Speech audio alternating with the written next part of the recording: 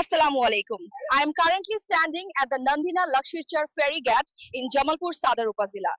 Today we will hear about এই মুহূর্তে এই ফেরিঘাটের দায়িত্বে কে আছেন।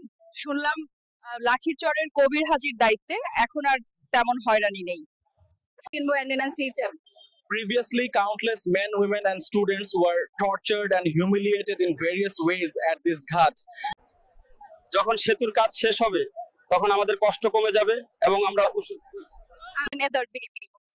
Mother, before this ghat was a place of fear because of some bad people. Countless women, men, and even school.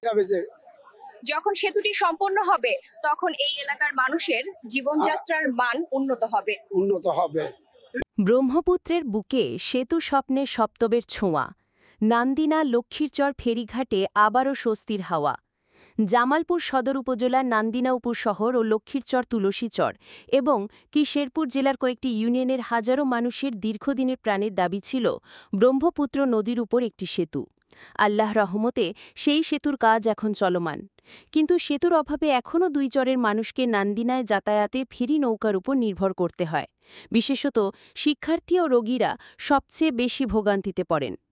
দীর্ঘদিন ধরে নান্দিনা লক্ষ্মীরচর ফেরিঘাটটি কিছু অসাধু ও ক্ষমতাশালীদের দখলে থাকায় জনসাধারণ নানা রকম দুর্ভোগের শিকার হয়েছে।